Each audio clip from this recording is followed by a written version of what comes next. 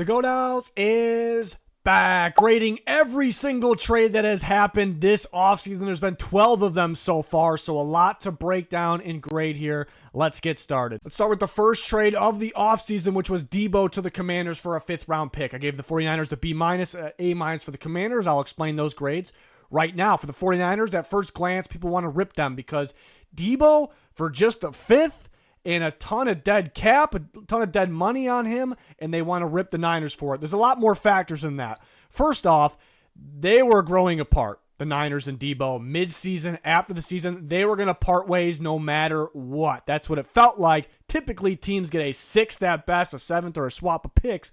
They get a 5th round pick for that, so that's pretty good. At the end of the day, it wasn't the most ideal situation. Perfect scenario. They work things out. They stay. So they keep, he stays. So they keep Deebo Samuel and they don't lose money in a trade.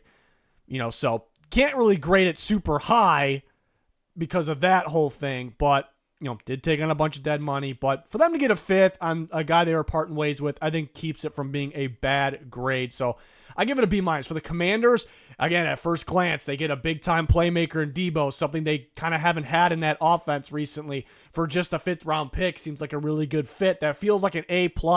But again, more factors than that. He was going to be cut probably. They traded a 5th for him. Not that big of a deal, but they do take on $17.5 million for a guy that is slightly declining, has some durability concerns, was a cut candidate. So it isn't a perfect trade, but it feels really good for the Commanders. They're not paying him a ton of money. It's a bit for a guy like that, but not a ton. Only, they didn't trade a big-time pick. They are trading a lot of picks. Another Commanders trade coming up that we'll talk about, the big one with Laremy Tunsil, but feels like an A- trade for the Commanders and not as bad as people make it seem for the 49ers. They actually add a 5th round pick for this. Couple Bears trades, starting with the first one. Tuney, the Chiefs' big-time offensive lineman, for a future 4th round pick. Gave the Bears an A. Chiefs got a C+. Why the Bears got an A? They add a top-tier offensive lineman. This is actually one of the better interior offensive linemen that is versatile enough to play left tackle. Perfect world, you don't want him at left tackle. You want him at guard. That's where the Bears are going to play him. But I'm saying if you absolutely need to move him over, he can do that. That's a bonus. That's great. So they get him for a future 4th. I thought that was fantastic. I didn't think that was really a possibility. He is going to be 33 this year, needs an extension. Do you give him that extension? You just traded for him so you kind of want to, but you kind of want to see how he is away from the Chiefs, and he is a little older, so do you? A little bit of a hassle there. Is he a long-term answer? Probably not. You're probably going to be in the same scenario you just were, where you need a left guard, sometime in the near future for a young Caleb Williams. So pretty close to being an A+, just because you're getting that good of an offensive lineman for a future 4th, but there are some questions kind of moving forward where the Bears are a young team led by Caleb Williams, and they still have a little bit of a question long-term, but this was pretty damn good for the Chicago Bears to be able to get an offensive lineman of his caliber. And then for the Chiefs, yeah, a lot of people knock the Chiefs on this one because, first glance, right away, you're saying they probably their most important offensive lineman. Would he have been their best offensive lineman this upcoming year? You could argue maybe the other younger guy stepped up. Maybe he would have dropped down a little bit. But as of right now, he was their current best offensive lineman. And you gave him up for a future 4th. It's just hard to believe they couldn't do anything even a little bit better than that. I don't know. But they did shed some cap. And, I think without doing that, they would not have been able to get, long-term Trey Smith and add Jalen Moore. To be determined how good Jalen Moore is, but would you rather have even though he's better right now, Joe Thuney or Trey Smith long-term and Jalen Moore on a multi-year contract, 2-year contract? You go the younger route, the 2 for special. So you could say the Chiefs chose right. They're looking out for the future, but they're staying good right now. And in the past, when the Chiefs decided, we're going to keep that guy, we're going to move on from that guy, they've been right. So it's hard to completely go against the Chiefs here. So when you put it all that way, it actually doesn't seem that bad. I'm almost talking myself into bumping it up even more. But at the end of the day, just straight up, like you traded your most important offensive lineman, maybe your best offensive lineman right now, for a future 4th. So it's hard to put it any higher than a C+. But a lot of people trash them for this. It's not quite that bad, but it's a great job for Chicago. They made their offensive line a lot better. They got a big-time offensive lineman for the cost of a future 4th. So it's good job by them. Bears get Jonah Jackson. Rams get a 6th-round pick. So this guard trade for Chicago, I didn't like. Obviously, I did not like as much as the Thuney trade here. It's not bad. It's not great. But the positives, technically they upgraded. He's going to play right guard at the right guard spot. Not nearly as much as Thuney, but they got better. They got a guy that fits. He played under Ben Johnson in Detroit. So traded a 6 for that. So overall, that's kind of the positives. Looks pretty solid. I am shocked that the Rams found a team willing to give them a pick, even if it's a low pick, and take on that full $17.5 million. I just was not expecting that to happen. And it was a $9 million salary. So if you looked at Jonah Jackson's contract or cap hit before today, it was $9 million salary. The $8.5 million bonus that they took on actually clicked in today on the new league year, which started today at 4 p.m. Eastern. So it is a full 17.5. A guy that they were going to cut. If they cut Cooper Kupp, they were cutting Jonah Jackson. He was useless to them going forward. They were going to clear that space. So $17.5 million a pick. Is he worth that? So it's more than $17.5 million because you got a pick too, even though it's a low pick. Is he worth that? Didn't work out with the Rams. They didn't want him. Durability concerns. Last time we saw him play well, it was left guard. Not that big of a deal.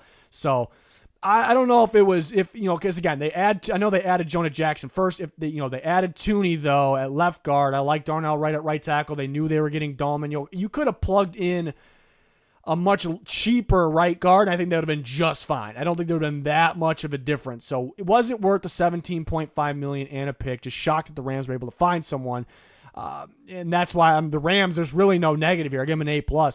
When do you see a team give out and we're not grading the original contract, original signing here. That's something different. But when do you see a team give a terrible contract out and then just a year later they're able to just, get rid of it? $17.5 million, clear all of that. Typically teams when they give out a bad deal, they're stuck with that guy or maybe they move on from him a year later, but they lose money, or they have a ton of dead money. It's just really rare that the Rams, what the Rams did here, what they were able to do. So being able to clear that 17.5, find a team that's actually able to do that for them and give them a pick, I think it's ridiculous. There really isn't a negative here. So that's got to be an A+ for LA. It's just kind of a rare moment for a team in a trade, really, with the guy that just didn't work out for them. Texans added Christian Kirk from the Jags, and they sent him a 2026 7th-round pick. A weird one because the Jags announced they were cutting Kirk, didn't officially do it. The Texans, division rival, trade for him. So typically I don't love when a team trades for a guy that the other team announces, hey, we're cutting him. Usually that looks pretty stupid, but in this case, I kind of make an exception because if Kirk was cut, it really felt like he was gearing up to go to the Commanders of the Steelers. So maybe the Texans wouldn't have got him. They're looking for a slot receiver. They get a pretty solid one here. It feels like a really good fit. And then, they only traded a 2026 7th. So really not the end of the world there. I do like the fit. Would they have been able to land him if he's a free agent? Probably not. Or maybe. But the negative is he was going to get cut and he's a little pricey. $16 million cap hit. So it's not. We can't put it in the A range. It's not like the greatest thing in the world, but I think it's pretty solid for them. And then for the Jags, they got something out of nothing. They were going to cut him. Kind of wish I feel like they could have traded him before announcing they were cut him. I felt like he held more value than this, but they got something out of nothing. They were going to cut him, but division rival, for just a 2026 7th-round pick, you don't clear any more space. Some people were saying that you don't. You don't clear any more space trading him rather than cutting him. It's the same exact, just over $10 million. Do you help out a division rival who's going to start for them? You play them twice a year.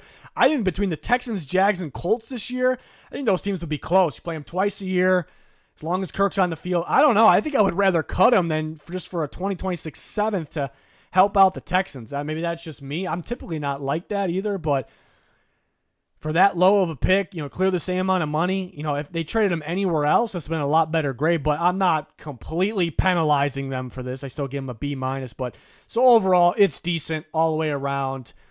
Texans get better. Jags get something out of nothing, I suppose. So a B for the Texans, B- for the Jags.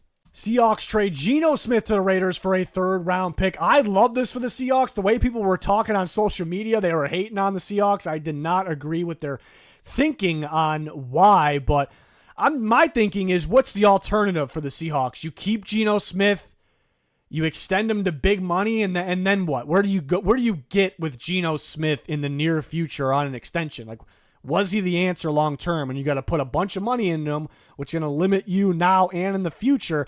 Or the other alternative, you let him play out the last year on his contract, and then since you don't want to extend, we already went over that scenario. You extend him, you let him walk, and then you get a future compensatory pick. It would be the third round at best. Instead, they get a third right now. I don't think Geno was the long-term answer, even the right now answer. He's solid, but he kind of folded under pressure late in games, throwing the ball to the wrong team. Did it a lot this year. So I thought a third-round pick for an expiring deal, I thought that was the max they were going to get. We actually predicted this trade to happen, but we were saying a fourth-round pick the day of. We actually said it was going to happen. They get a third. So I think that was great. They got a third for a QB on an expiring deal. That really wasn't the answer. And then they flip him for Darnold. So would you rather have Darnold in a third? Darnold cheaper than he was supposed to be, too. He's supposed to get like $40 million to get him $33.5 million per year. Darnold in a third-round pick or Geno, easy choice. The only negative is it really has nothing to do with this trade. I don't know what their plan is right now. They're a little all over the place. Yeah, Geno's roster or weapons were going to be better than Darnold, so that's not ideal for moving forward right now for Darnold, but that has nothing to do with this trade. I think this is great for Seattle. Some people completely disagreeing. I don't really get the reasoning. The reasoning was, who's their quarterback going to be? You couldn't just wait a couple more days? You can't just not give them a shot to have a plan there. I don't know what their plan is in general with the roster building, but they had a plan at quarterback. So I liked it. For the Raiders, it's a very interesting one. There's some big positives and there's some big negatives. Actually, a lot of negatives, but there is a big positive. I mean, they got way better at quarterback. When do you find a decent starting quarterback for a third-round pick? So that had to keep it at a higher grade. I gave him a B, but there are a long list of negatives. You trade for a guy that's an expiring deal. He wants a pricey extension, apparently more than Darnold, so that's crazy. But do you trade for a guy like Geno and automatically go, yep, because even though he took a step down last year, yep, he's our guy, we'll sign him long-term? That is a gamble. That is risky. You're putting a lot of chips in on Geno. But if you just use the rental portion of it, then it's like you traded a third and just for a rental. So it could be a lose-lose, or it could be a win-win, whatever they decide to do. We'll see. But it felt like that's the thing with the Raiders here. And I had to stop myself. We'll get into what I had to stop myself for. But it feels like a win-now move. If you trade for an older veteran quarterback, you're trying to win. And when I say win now, I don't mean just win some football games. I mean win now, like get to the playoffs. You're trying to do something like that and do more. Everyone's goal is a Super Bowl. So by doing this trade, of course, it's not just to win a couple football games, few more football games. It's to be a win-now team.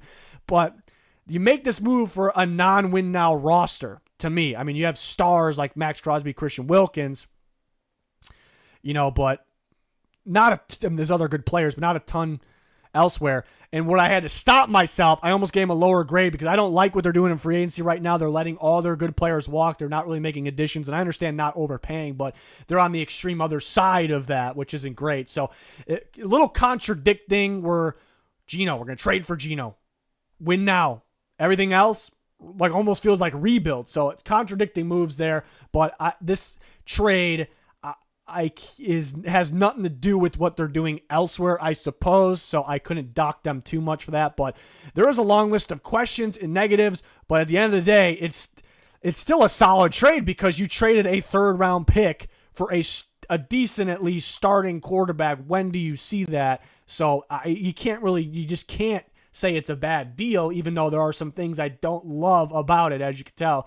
So overall, this could be a pretty good deal for both sides, but it just makes all the sense in the world for Seattle, in my opinion. Seahawks traded DK Metcalf to the Steelers, a big, surprising trade, even though we knew he could be dealt. But a couple days before that, they're saying we're taking a first and a third or whatever it was, and then all of a sudden they take a second. But Steelers get a B+, Seahawks get a B-. They're pretty close in this one.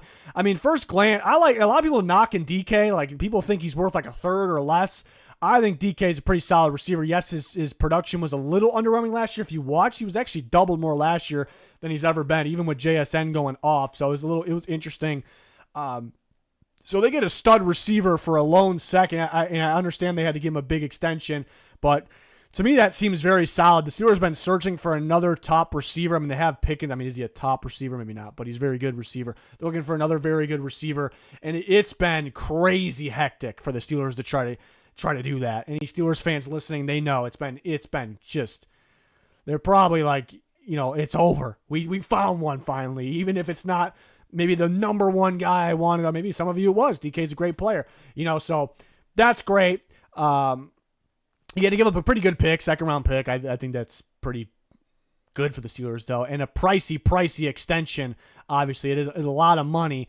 My big thing is, like, how much of a fit is it? I would have loved it, like, if this is the Chargers trading for him or someone.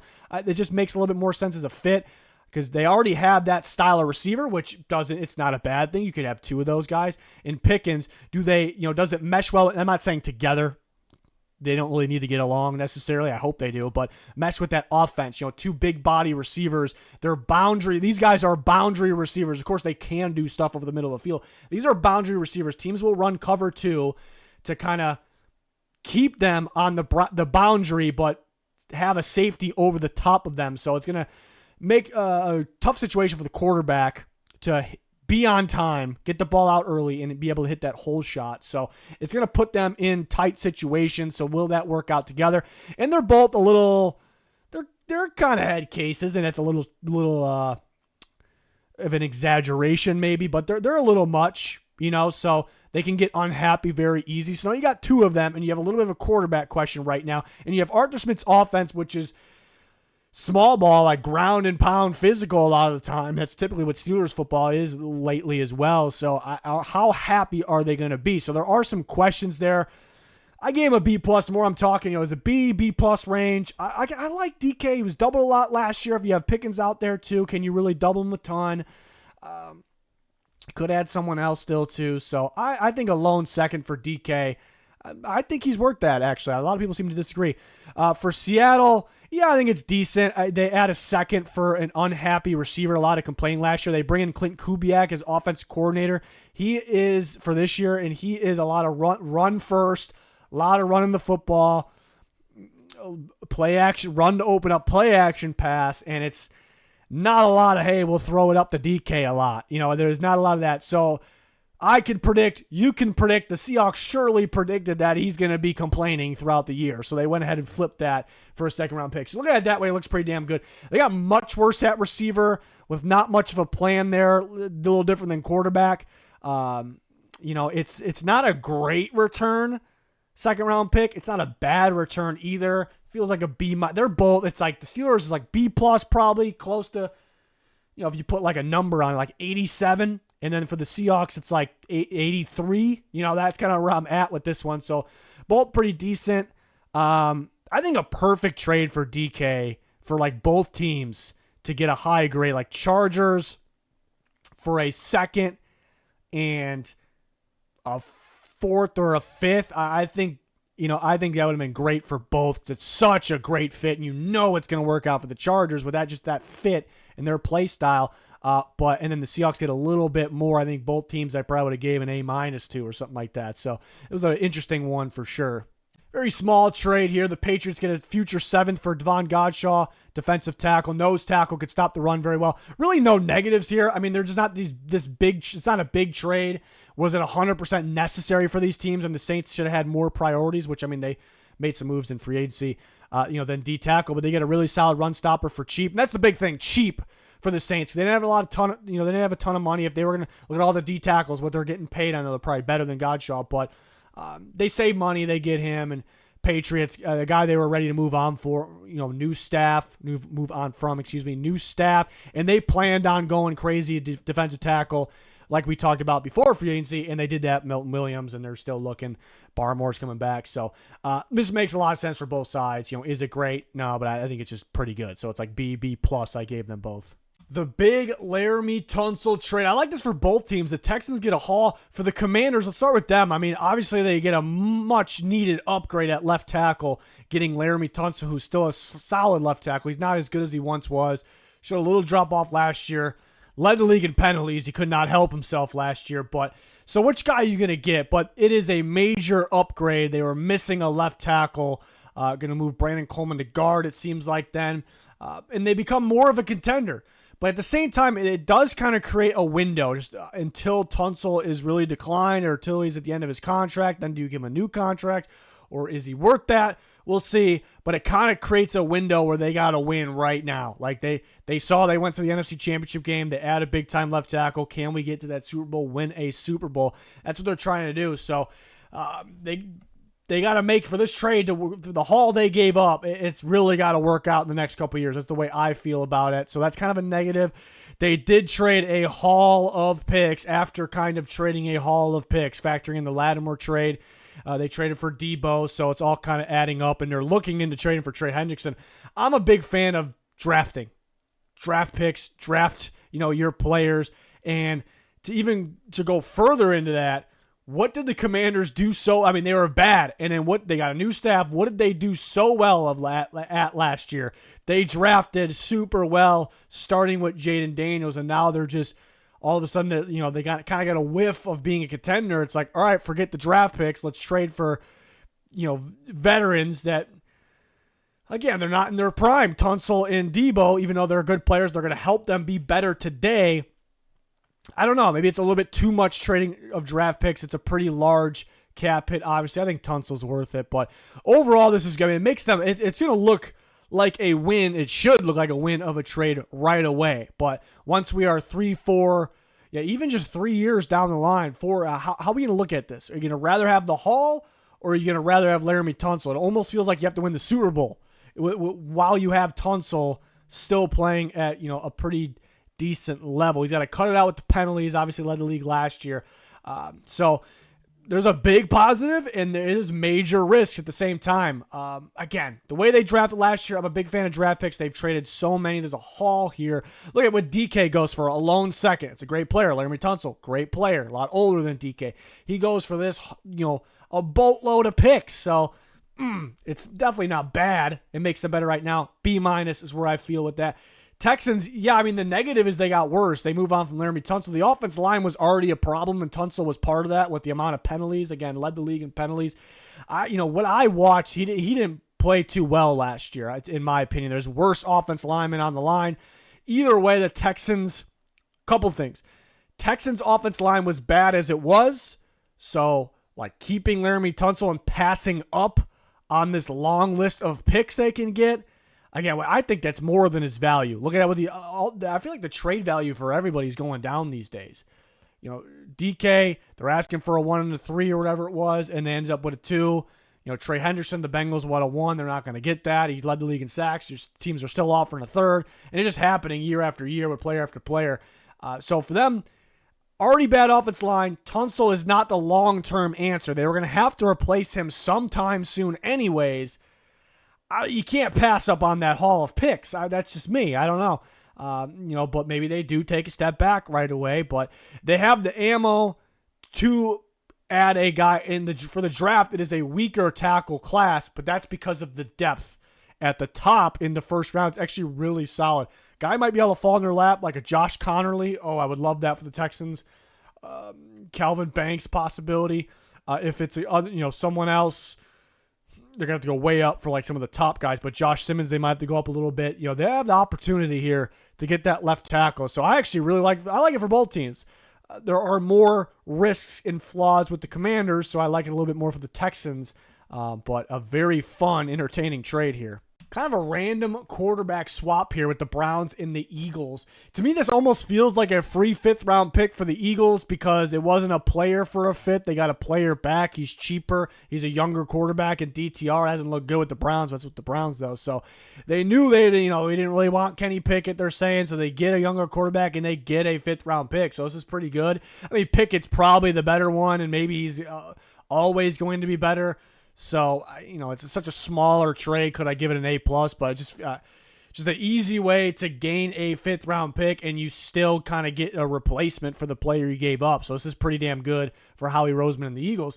For the Browns, they upgraded at a backup quarterback, and I say I hope on the graphic because I don't, you would hope Pickett is not the starter. If he's going into the year being the starter, then you might have a problem. Then you're kind of missing out on a good quarterback. Well, I don't know whether it's in the offseason still or at the 2nd overall pick or even in the 2nd round. You're moving up in the back end of the 1st from the 2nd. You probably be able to find a better option for you than Kenny Pickett. So I hope this is an upgrade the backup and a guy that maybe can start for you. So understand that. Again, they gave up a 5th round pick. I just rather have the 5th round pick. I'm a big draft pick guy. We already know Kenny Pickett. If he's, the Eagles don't feel like he's good enough for them. Like, why is he good enough for the Browns? I just rather have the 5th round pick than a short term, or maybe it's more than short term backup. But I don't know. Was it necessary? I feel like the Browns right now, teams do this a lot actually.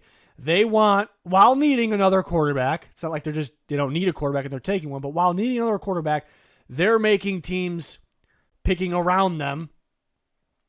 Giants, for an example, think that they're finding their quarterback now because they don't want to draft one.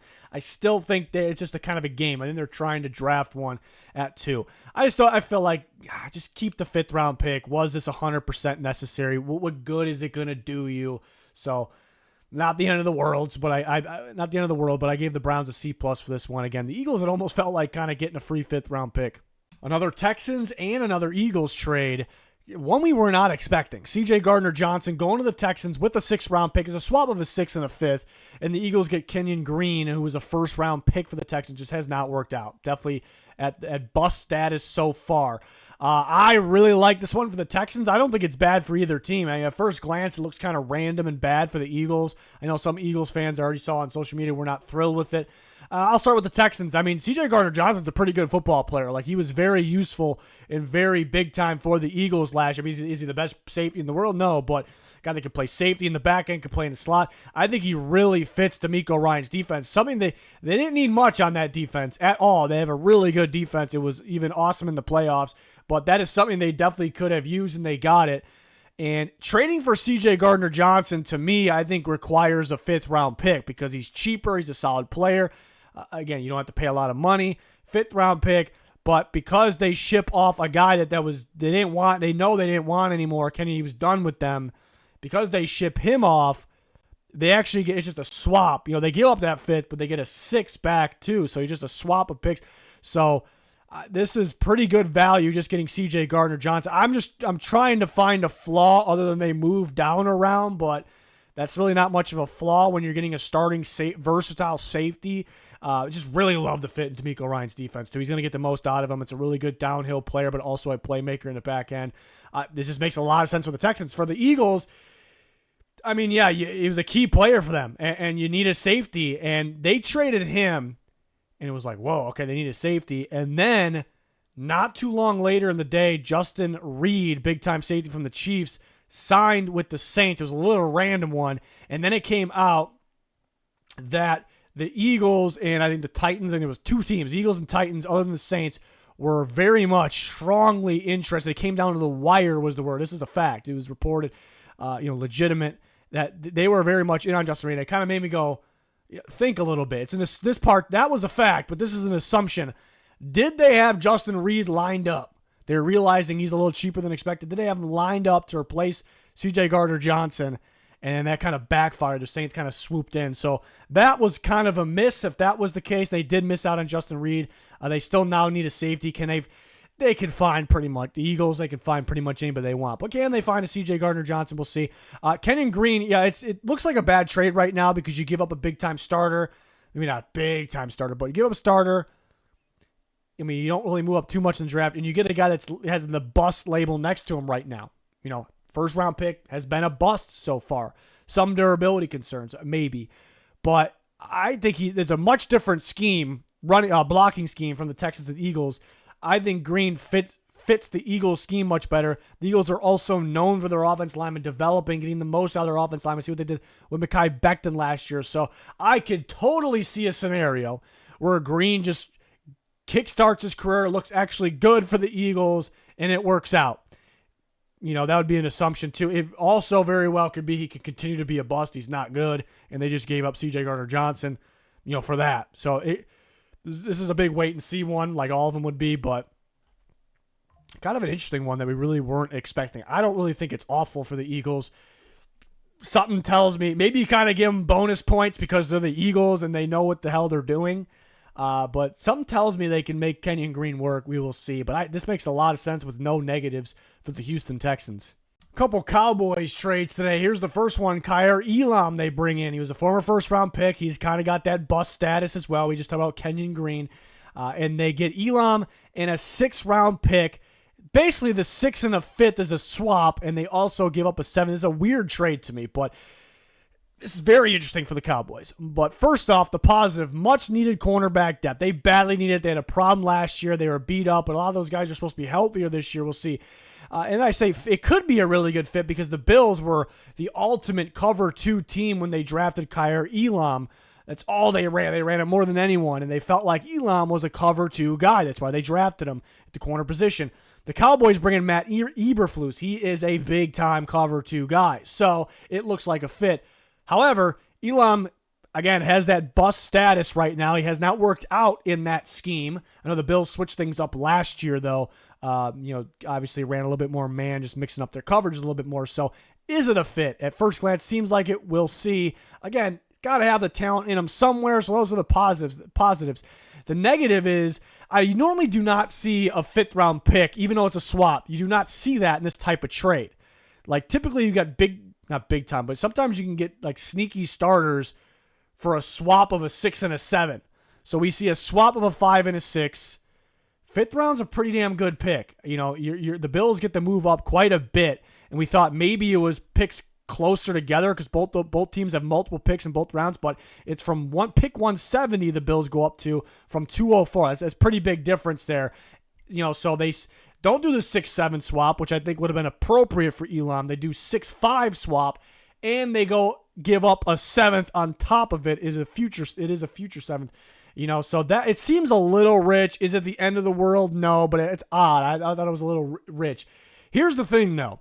What is not Elam's best scenario? Because his best scenario is playing like a first round, close to like that player you're supposed to be. What is the best case, which is probably not going to happen. What is the best case scenario for the Dallas Cowboys? It is, to me, it's Diggs being Diggs, that big-time corner that he was and being healthy. Jerome Bland being that big-time record-breaking corner that he is and being out there and healthy. I mean, Kalen Carson showed some promise. He was beat up. Elam's not going to play in the slot. Somebody's got to play in there. They lost Lewis. So what the best case scenario for the Cowboys in general at the position is their star guys being healthy and out there, which results in Elam being kind of glorified depth unless they find a role for him. So that's a little tricky. For this this trade to really work out, I feel like he's got to be playing because someone's hurt, and he's got to be playing better than he's been playing. Maybe he will. He's got a good corner opposite of him, whoever it is. Or multiple could be out there with him, and he's got Micah Parsons rushing the passer, so maybe he could get better in that scenario. Eberflus tends to be pretty good at working with corners. Saw what he did with Jalen Johnson getting his career going. So I guess there is a little bit of hope in there. It's just there's multiple things here that just did not make sense. It seems a little rich. Why did a 5th need to be involved? And did they do that for high-end depth here? And then for the Bills, there was a guy they were kind of done with. They've learned. Again, they're trying to switch up coverages a little bit more, run a little bit more mix up the types of zone coverages. He was nearing an expiring deal. So, again, to be able to move up in the 5th round, not the 6th, not going from 7 to 6, going to the 5th, you just don't see it for a trade like this. So, and then gain a 7th on top of it, I think it's pretty good. I mean, they needed corners as it was, though, and they shipped one off. I'm sure they'll figure something out. I would imagine they try to bring Rasul Douglas back. Like I say, Asante Samuel Jr. is a fit. We'll see if they make that work. They've just signed a bunch of guys to a 1-year deal. They don't have a lot of future money. They have it tied up due to extensions, money tied up in the future. So we'll see what happens there. But overall, I think this is pretty good for the Buffalo Bills here, and it's interesting for the Cowboys. Some questions there. And the Cowboys traded for linebacker Kenneth Murray, and they traded a Titan. This is the swap of picks. This is what you see typically. So a 6th goes to the Titans, a 7th goes to the Cowboys. For the Titans, I think it's an easy A. They were thinking about cutting Kenneth Murray, I heard, as it was, and that would free $7.4 million. So instead of cutting him, they actually trade him and move up into the 6th round and then clear that space.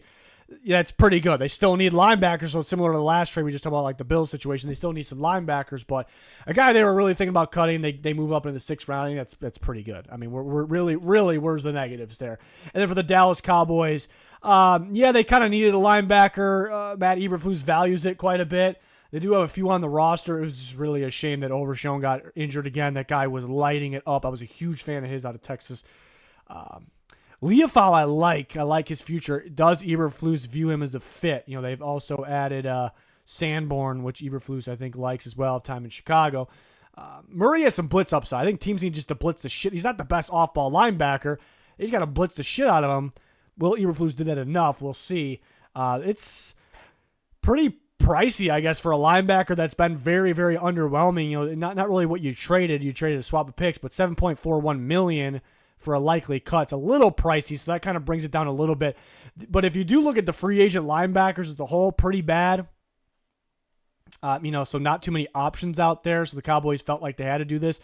My thing with the Cowboys, even kind of going back, which I mentioned with the Elam trade, they cleared a ton of space this year by doing that restructures. They took that money and pushed it into future years so more cap hits in future years to clear space now. So what do? You use that space now. That was the reason you did that, right? And they're technically they are a little bit. But go sign some guys. Go sign some better players. If you were going to do that, rather than trading picks and then getting mediocre players, guys that have been busts so far. So the more I'm talking about it, the more I don't like it. I'm starting to get upset with the Cowboys here. But they've added some players. They didn't pay a premium, anything like that. Even though, again, that Elam trade, you don't really see using a fifth in that scenario, even though it's a swap. But that's 12 trades so far. I'm sure there's gonna be one the second I upload this. As I was working on all these, took me a bit.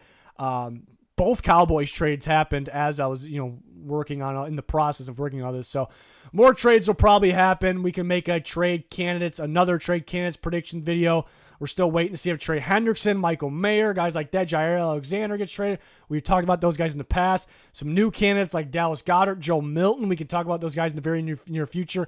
There's been some more free agency signings since our last grade video. We've been talking about them nonstop on Twitter. We have a spreadsheet going on, but we can make another video kind of grading the big ones there, tomorrow, very near future, something like that. So, and then post free agency, we'll do winners and losers, things like that. Post free agency mock draft early next week. It's draft season. I'm excited. Hopefully you join us.